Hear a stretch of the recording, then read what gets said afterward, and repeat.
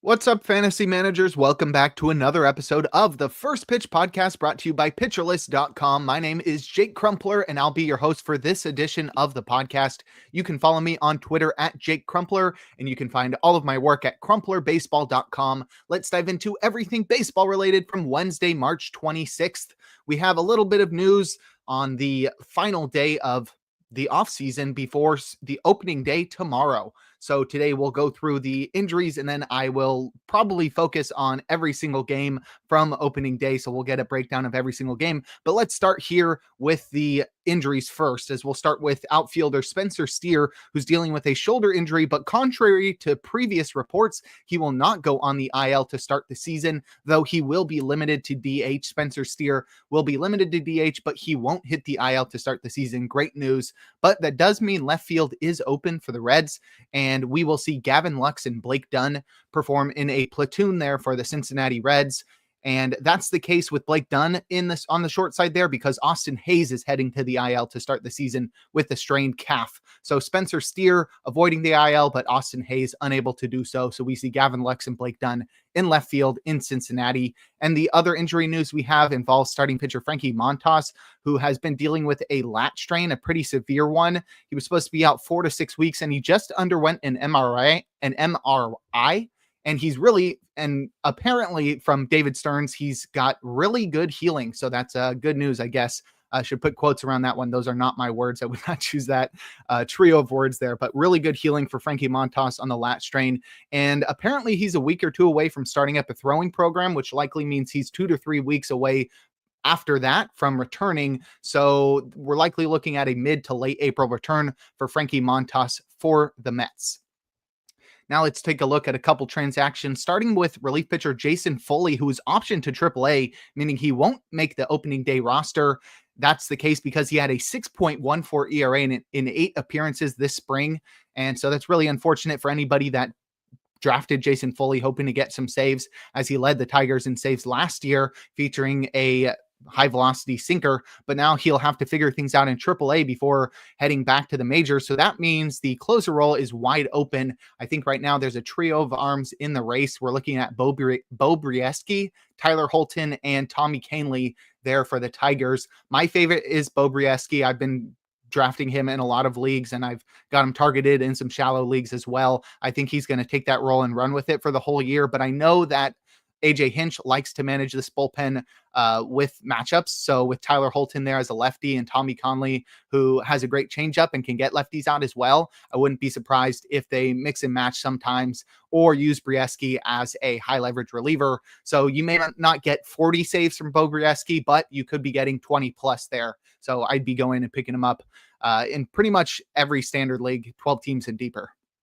The other transaction we'll talk about is outfielder Mickey Moniak signing a major league contract with the Rockies after he was released by the Angels earlier this week. The former number 1 overall pick in 2016 will have an opportunity to find some playing time in Colorado. I know they love their veterans there, but there are some openings in the outfield. Right now it's lining up in Colorado, Jordan Beck in left field, Brenton Doyle in center, and then in right field we have a platoon with Nick Martini and Sean Bouchard. I really think in right field is a pretty good opportunity for Moniak, if not just on the strong side of that platoon. Martini is not anybody that I wouldn't expect somebody with the prospect pedigree and honestly on-field pedigree that Moniak has had the past couple of seasons to surpass him. So I wouldn't be surprised if Moniak gets a chance in right field on the strong side of a platoon for the Rockies, and playing in that ballpark. I mean, you never know if he could take off. He's been pretty solid the past couple of seasons, double-digit home runs in each of them, power speed guy. He's got some potential still, former number 1 overall pick. So we'll see what happens with Mickey Moniak with the Rockies. And now we'll take a look at some notable performances. But since we have no games from today, literally just nothing on the board today, the day in between spring training and the opening day, really getting us all hyped, itching for some real baseball. And boy, am I ready. So before we look forward to today's games, we're going to take a quick break. All right, now let's look forward to Thursday, March 27th, which is opening day. We'll have 14 games with the Rays and Rockies having to take the day off. It's probably because they're still trying to get the Yankees spring training stadium, which will be the Rays regular season stadium throughout 2025. They're trying to get it ready, probably still, which is crazy that they didn't have it ready for opening day, and crazier still that they forced the Rays to host. Why couldn't they just have the game in Colorado? Their stadium's perfectly ready. So that's sort of funny that they couldn't have all of the games ready because the Rays are playing in a spring training ballpark and the team they're facing has a perfectly fine stadium. But nonetheless, 14 games. Let's talk about all of them. We'll go through matchup by matchup, hopefully focus at least on the starting pitching matchup and maybe have some tidbits about what I think about the overall matchup between the teams. But let's start with the first game on the docket. We have the Brewers in Yankee Stadium against the Yankees. Freddie Peralta will be on the mound for the Brewers. And then we have Carlos Rodon, who is likely to throw the first pitch of the Major League season. Pretty exciting there. Should be a fun matchup. Both of these teams are likely headed for the postseason, especially the Brewers. If the Yankees can figure things out on the injury side, especially in the rotation, they should have a good season. But this should be a competitive matchup at the very least. I'm excited to see Jackson Chourio square off against Aaron Judge as well. Should be a fun matchup. I don't think there's much streaming opportunities here. There could be some lefty mashing Brewers out there that could take advantage of Carlos Rodon playing in Yankee Stadium, but it's probably highly unlikely that you're going to be able to find some guy before the game start and luck into a home run. But hey, go for it. You got a good shot here in the tiny ballpark that is Yankee Stadium. So let's move over to our next matchup. We got the Baltimore Orioles in Toronto. They'll be throwing out Zach Eflin against Jose Barrios. Really a couple aces here. Both of these guys are fine. They've had their shine in the past, have definitely had fair share of Zach Eflin and Jose Barrios in my leagues throughout the year. I love that we have an interdivision matchup here, Baltimore versus Toronto.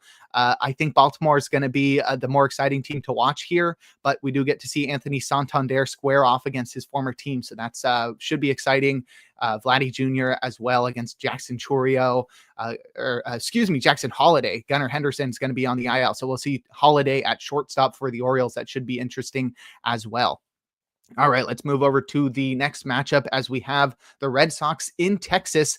They'll be throwing Garrett Crochet versus Nathan Eovaldi. That's super exciting. I'm so pumped to see Garrett Crochet. He was my ace in my home league this year, so I'm really banking on a breakout season. I've been hyped to see what Crochet can do leaving the White Sox and going to the Red Sox. Hopefully he can take off. I mean, he was good enough last year, especially in the first half. I'm excited to see what he can do for a full season, especially for such a competitive team, and he really gets a good test here against the Rangers.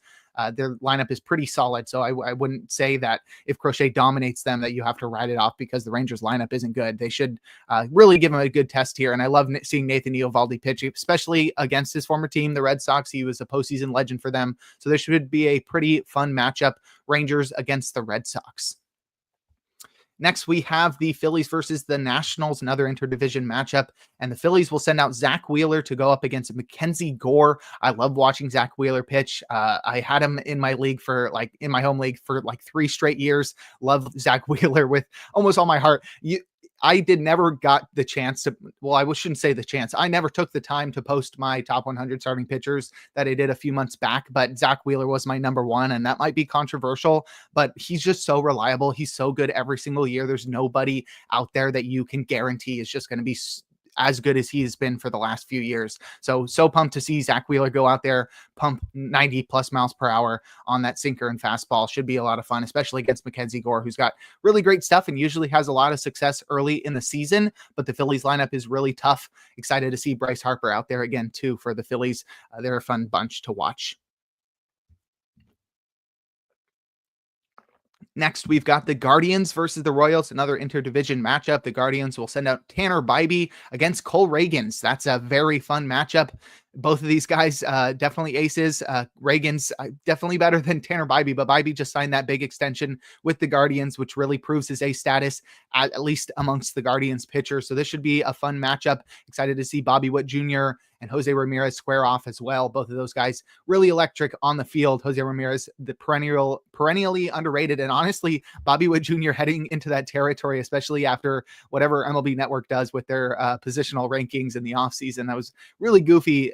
I'm pretty sure they like ranked him 3 or 4 amongst shortstops, and then ranked him like above those shortstops in the overall rankings. I have no clue what they're doing over there with the shredder or whatever. I know that's a controversial thing that they put out to like sort of get this sort of rise out of people. And I can't believe I'm talking about it months after it's been done. But nonetheless, Bobby Wood Jr. and Joe Ram, perennially underrated, squaring off against each other on opening day. Next, we'll talk about the Mets squaring off against the Astros. The Mets will send out Clay Holmes as their opening day starter. That should be fun to watch. And Framber Valdez, we have 2 ground ball machines. We'll have the infielders really active in this one. So Astros new infielder, Isaac Paredes, should be fun to watch as well, especially because this one's in Houston. I think he hit his first home run of the spring really recently in the final days of spring because they were playing at their home ballpark, and I watched him hit it into those Crawford boxes, and I think everybody thought the same thing. It was like, oh my gosh, how many home runs will Isaac Paredes hit this year in not Minute Maid Ballpark? I have no clue what it's called anymore. I'm gonna have to get that one to stick though throughout the season.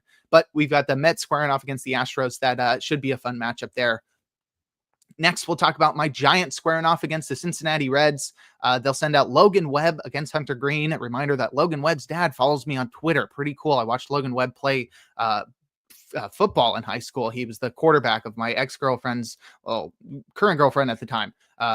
He was the quarterback of my girlfriend's high school. And so I watched him play high school football, which is really weird to now see him be the ace of my favorite baseball team. I've got his jersey in my closet back there. It's really dope. He signed the big extension too. And then here he's starting on opening day against the Reds. We get to see Hunter Green and his 100+ mile per hour fastball, Ellie De La Cruz as well. Should be an exciting matchup there. Next, we'll move over to the Braves, who are taking on the Padres in San Diego. We got Chris Sale against Michael King. That's a pretty fun matchup. Chris Sale coming off the NL Cy Young Award last year, and Michael King, I have a lot of shares of him. I'm excited for him to continue his ascension as a starting pitcher. Really took off last year, and I'm excited for this to be the season where he cements himself as one of the aces in baseball. Should be a good matchup. Michael King against Chris Sale. We'll have no Ronald Acuna for the Braves, but they've got plenty of talent there that's exciting to watch. And the Padres are always fun as well with Tatis and Machado. Then we have maybe the most underwhelming matchup. We got the Angels against the White Sox. Both of these teams likely not headed for contention. The Angels will send out their free agent acquisition, their big star that they added, Yusei Kikuchi, and he'll be squaring off against Sean Burke for the White Sox. Not really much to get excited about here other than seeing Mike Trout play. Always fun when he's healthy. So go watch the Angels game, if not only to watch Mike Trout take a couple at bats. Now we'll talk about maybe the most exciting pitching matchup. Pretty good follow-up after the previous one. We got the Pirates taking on the Marlins. Paul Skeens against Sandy Alcantara. Alcantara returning from Tommy John surgery, and Paul Skeens coming off a Rookie of the Year. So this should be a really exciting matchup. Both of these guys throw absolute gas. It's going to be a fun matchup to watch. The lineups really aren't anything to talk about. Neither of them really improved that much over the offseason. However, this pitching matchup is absolutely incredible. I'm going to be tuned into this one at work if I can. Next, we'll talk about the Twins taking on the Cardinals, that's right, the Cardinals, and we'll see Pablo Lopez square off against Sonny Gray, a former Twin, so that's exciting. Pablo Lopez, I'm always excited to watch with his incredible stuff. If he's on, he is untouchable, and Sonny Gray is the same way. He's getting a little bit older, but the Cardinals are still kicking. They got Nolan Arenado and some other guys, but not the most exciting matchup here, but these teams could be in competition, at least in the wild card. Now, our final 3 matchups. First, we have the Tigers taking on the Dodgers. I wouldn't think this one is as unbalanced as it seems. The Tigers did make the playoffs last year, and they'll be sending out Tarek Skubal coming off the Cy Young Award he won last year in the American League. Though he'll be taking on Blake Snell in that difficult Dodgers lineup, which is at full health now with Mookie Betts and Freddie Freeman in there, both of them missing from the Tokyo lineup. So we'll see them at full strength, and they had no problem taking down the Cubs. So we'll see what they can do against the Tigers. But Tarek Skubal, tough foe. Let's see what he can do against the Dodgers. And Blake Snell also making his team debut there in LA. Next, we have the Cubs taking on the Diamondbacks. Justin Steele squaring off against Zach Gallen. I think both of these guys have a lot to prove this year. I think we still think of them as aces. Both of them are perennial, or not perennially, but overall around the league, around the fantasy industry, both of these guys are ranked inside the top 30 at the very least. Zach Gallen might be dropping a lot, especially in Nick's ranks. I know he's pretty down on them, but I think these guys have a lot to prove this year, and this will be the start for them to have a chance to prove that they are still aces for their teams and in fantasy. That's Justin Steele taking on Zach Gallen in Arizona. And our final matchup will be the A's taking on the Mariners in Seattle. Luis Severino against Logan Gilbert. We'll see what the A's look like outside of Oakland. I mean, technically, this is normal for them going to Seattle to play a game, but I wonder if it will feel different not having that Oakland across their chest. It's just going to say athletic. So we'll see if that feels any different. I know I sort of like a former fan of the A's now growing up in the Bay Area. They've now betrayed me. So it's sort of weird not knowing how to feel about this, not knowing who to root for. But the Mariners are exciting. Logan Gilbert, top 10 starting pitcher. We'll see how that goes against the A's improved lineup from this offseason. But those are all of our matchups. I still have some relievers to watch. There's a possibility to stream for some saves here. Maybe not for any hitter, maybe not for any offensive performances, but on the bullpen side, you can definitely find some saves and holds here in Cincinnati with Alexis Diaz on the IL. There's plenty of options, and there's plenty of guys on your waiver wire available. Guys like Emilio Pagan, Taylor Rogers, Tony Santillan, Scott Barlow, and Graham Ashcraft should all be available on your waiver wire. If not all of them, at least one of them, and any one of them could be in line for a save on opening day. In Detroit as well, with Jason Foley heading to the minor leagues, Bo Brieski, Tyler Holton, and Tommy Kahnle could all be in the conversation for saves in Detroit. So any one of them could get a save on opening day. And then in LA, I know Tanner Scott is likely to get the save, but you never know with that loaded bullpen what happens. Maybe they use Tanner Scott in the 8th, but other guys that are likely available on your wire, Kirby Yates, Blake Trinan, and Alex Vesia could net you a save on opening day. But that'll do it for this episode of the First Pitch Podcast. Make sure to head on over to pitcherlist.com to check out all of the great articles and features we have on the site. Sign up for PL Plus or PL Pro to gain access to the Discord and to support the Pitcher List staff. You can follow me on Twitter at Jake Crumpler. Tune in live on YouTube tomorrow and every day for a new installment of the podcast. Trevor Huth will be with you tomorrow and throughout the weekend. And make sure to enjoy the day as we are blessed with another day of baseball on opening day.